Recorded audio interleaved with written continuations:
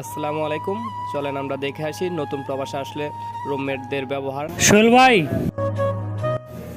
সোহেল ভাই, আলী ভাই কি হয়েছে বলেন। এই লোকটা নতুন আইছে বুঝছেন, ক্যাম্পাস বলছে এই লোকটার এই রুমে জায়গা দিতে। আচ্ছা ক্যাম্পাস যে পাঠাইছে এখানে হচ্ছে 8 জন মানুষের জন্য 8টা সিট নাটক করার জন্য এখানে পাঠাইছে। নতুন লোক এখানে, আপনার যদি মন চায় হলে ফ্লোরে জায়গা করে দেন, ফ্লোরে শুয়ে থাকবে, এখানে কোনো জায়গা হবে না ভাই।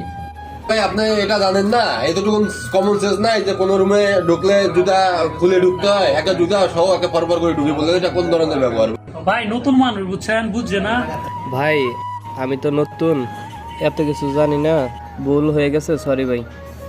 আচ্ছা আচ্ছা সমস্যা নাই, আমার অতটা খারাপ মনে করো না, আজকে রাতটা ওরে ফ্লোরে থাকতে দাও।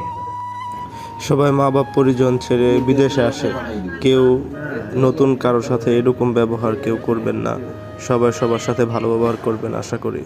ধন্যবাদ। দ্বিতীয়